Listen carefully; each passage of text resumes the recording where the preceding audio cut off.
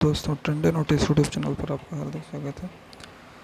दोस्तों, आज हम यूपीएससी की central armed police forces assistant commandant post के फिजिकल एंड मेडिकल स्टैंडर्ड्स के बारे में डिटेल से बात करेंगे। तो दोस्तों, यहाँ पे आप आज पूरी जानकारी देख पाएंगे कि आपका फिजिकल स्टैंडर्ड क्या होना चाहिए, मेडिकल स्टैंडर्ड क्या होना चाहिए, ताकि आप फाइनली सेलेक्ट हो पाओ। और फॉर्म भरने से पहले आप एक बार इंश्योर कर लीजिए कि आप एक एलिजिबिलिटी क्राइटेरिया फुलफ़िल करते हैं। अगर आपका एलिजिबिलिटी क्राइटेरिया फुलफ़िल करते हैं तभी आप ऑनलाइन फॉर्म अप्लाई कीजिए। अदरवाइज यही है कि आप पहले कंफर्म कीजिए किसी नज़दीकी गवर्नमेंट हॉस्पिटल में जाके आप अपना height measurement, chest measurement checkup करा के और मेडिकली एक बार अपने आप को चेकअप करा के ऑनलाइन फॉर्म भरना सही रहेगा। जिस किसी को भी शंका है कि कुछ मेडिकली प्रॉब्लम हो सकती है तो आप पहले एक बार कंफर्म करा लीजिए, चेकअप करा के फिर उसके बाद ऑनलाइन फॉर्म भरिए। और दोस्तों, आज हम बात करेंगे यूपीएससी की जो रिसेंटली अभी एक नई वैकेंसी आई है, जो डिफेंस पैरामिलिट्री सर्विसेज की डिफेंस फोर्स ही है, पैरामिलिट्री के अंडर में पैरामिलिट्री है। जैसे इसमें 5 सर्विसेज के लिए ये विज्ञप्ति जारी की गई है, जिसमें से फर्स्ट नंबर है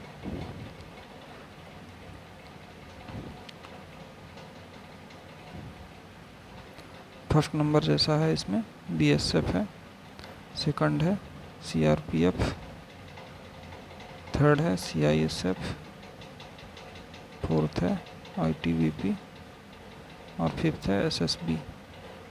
ये पांचों के लिए सीएपीएफ की वैकेंसी आई है।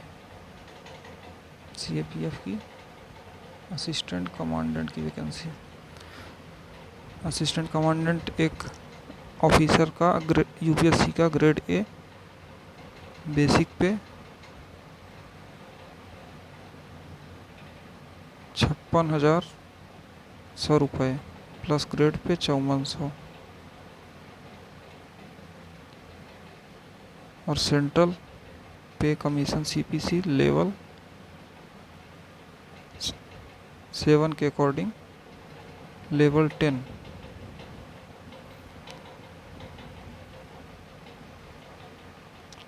ए ग्रेड गस्टेड जॉब है। राजपत्रित अधिकारी इस पोस्ट से हम बनते हैं। तो दोस्तों, आज हम जानेंगे इसका फिजिकल स्टैंडर्ड क्या है। तो सबसे पहले हम देखते हैं यहाँ पे जो हाइट लिया गया है, the minimum requirement for the candidates are as follows. इसमें जो हाइट है 165 सेंटीमीटर है मेन का, और वुमेन का 157 सेंटीमीटर है। और जो चेस्ट का मेजरमेंट है वो मेल के लिए 81 सेंटीमीटर है, फॉर वुमेन के लिए नॉट एप्लीकेबल। और अनएक्सपेंडेड जो है वो 81 है विथ 5 सेंटीमीटर मिनिमम एक्सपेंशन। इसमें दिया गया है 5 सेंटीमीटर आपको कम से कम फूलना चाहिए। आपका चेस्ट 5 सेंटीमीटर मेन में मिनिमम है कि फूलना ही फूलना कंपलसरी। और वेट जो है 50 केजी है मेन के लिए कम से कम, और 46 केजी है वुमेन के लिए। अगर आप इतना पात्रता अगर आप रखते हैं तो ऑनलाइन फॉर्म भर सकते हैं। अगर आपका इससे कम होता है तो आपका फॉर्म भरना सार्थक नहीं रहेगा, बट आप नज़दीकी हॉस्पिटल में जाके कंफर्म करा लीजिए। फिर इसके बाद मेडिकल स्टैंडर्ड पे आते हैं। यहाँ पे दिया गया है moreover the weight should be as per the height and age as mentioned in appendix second B. फिर इसके बाद हम देखते हैं मेडिकल स्टैंडर्ड्स। वेट आपका जो होता है तो उसमें यही दिया है कि हाइट और एज के हिसाब से आपका वेट होना चाहिए। मेडिकल स्टैंडर्ड में हम देखते हैं आई साइड जो है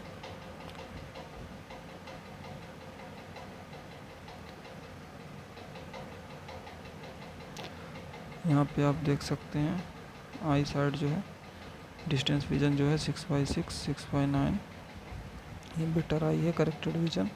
और वर्स आई खराब आँख जो है करेक्टेड विजन में 6/12, 6/9। ये करेक्टेड विजन का मतलब ये होता है कि बिना चश्मे के 6/6 है बेटर आई, और सही खराब आँख जो है, इसमें करेक्टेड विजन मतलब चश्मा लगा के 6/9 या 6/12। नियर विजन जो होता है ये N6 होता है करेक्टेड में, और N9 करेक्टेड में। विथ ग्लासेस जो है लेसिक सर्जरी यहाँ पे दिया गया है पॉइंट, इसमें आप पढ़ सकते हैं नीचे। Limits of refractive errors permitted यहाँ पे दिया -4.00 डायोप्टर। यहाँ पे इंक्लूडिंग सिलेंडर है, मायोपिया है, और ये वाले में +4.00 D including cylinder hypermetropia. Colour perception third, CP third by EC हेरा plates. LASIK surgery concentration is permitted subject to prescribe criteria as below. Age 18 से 35 साल, एक्सेल लेंथ 21 से 26 mm, कॉर्नियल 425 माइक्रोन। आप फिर इसके बाद देख सकते हैं प्री LASIK एरर जो है 6D का है। इसमें जिसका सर्जरी हो गया मान लीजिए, पोस्ट ऑपरेटिव पीरियड है, तो उसमें should be stable refractive flap, stable होना चाहिए वो। इंटरवल जो है 6 मंथ कम से कम होना चाहिए। पोस्ट ऑपरेटिव पीरियड मैंडेटरी है। Candidate must have completed 6 months after LASIK surgery while considering for recruitment in CAPF।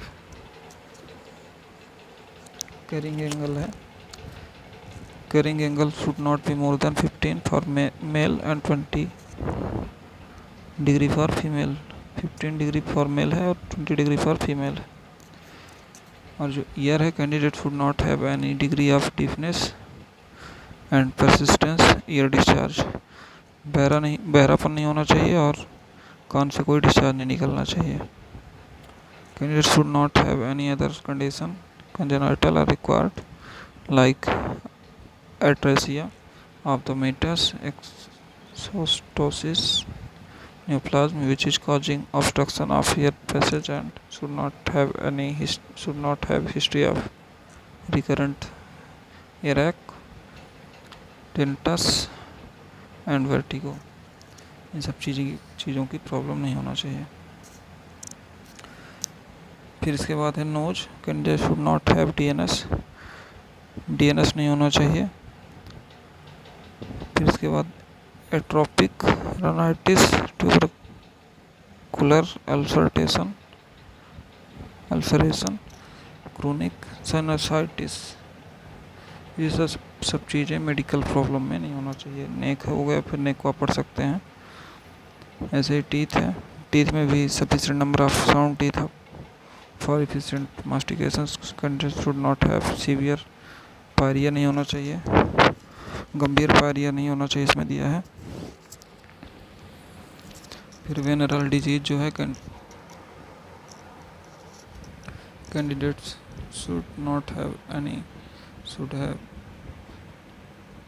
Have active signs of clinical BD। फिर क्रोनिक स्किन डिजीजेज जो हैं, candidate should not have chronic skin diseases like leprosy, chronic dermatitis, extensive pityriasis, orbicular psoriasis, SLE, ETC। Speech should, अब इसके बाद आता है general standards जो है, speech should be without impediment, that is no stammering.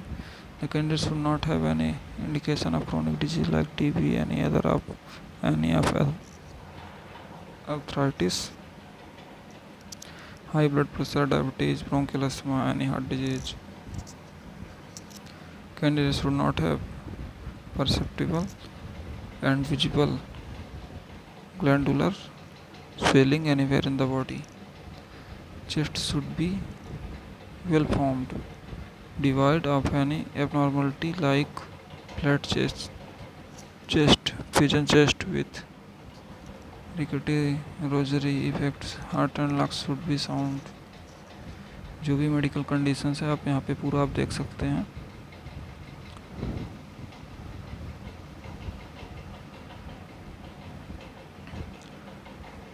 Mostly यही है।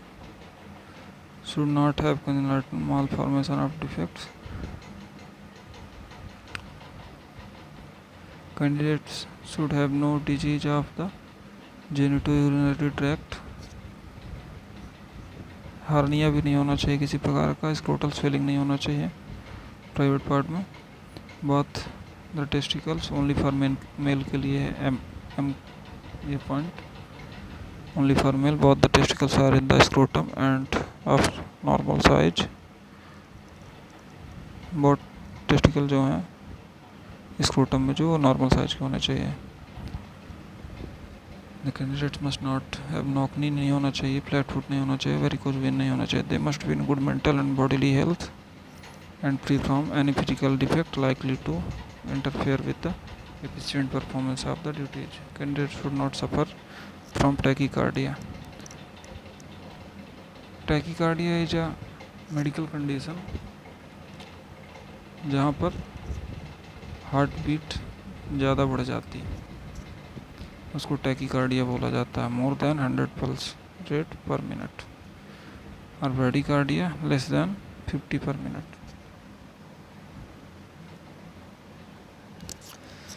Candidates should not suffer from hernia, hemorrhoids, condylomata, prolapse rectum। Haemorrhoids यानी उससे रिलेटेड है, पाइल से, ये सब चीज़ें बीमारियां नहीं होनी चाहिए। टैटू का क्लॉज दिया हुआ है, कंटेंट है, लोकेशन है, जो जहाँ पेपर में जीवल होगा यहाँ पे मेंशन है, आप पढ़ सकते हैं। साइज जो है, size must be less than 1/4 of the particular part, elbow और hand of the body. Note दिया है मेडिकल एग्जामिनेशन का। Medical examination will be conducted as per revised uniform guidelines issued by ministry of home affairs under, यहाँ पे जो दिया dated 20/5/2015 for recruitment of government officers and recruitment of GOs and NGOs in the CAPFs and AR, and review medical examination will be conducted as per revised uniforms.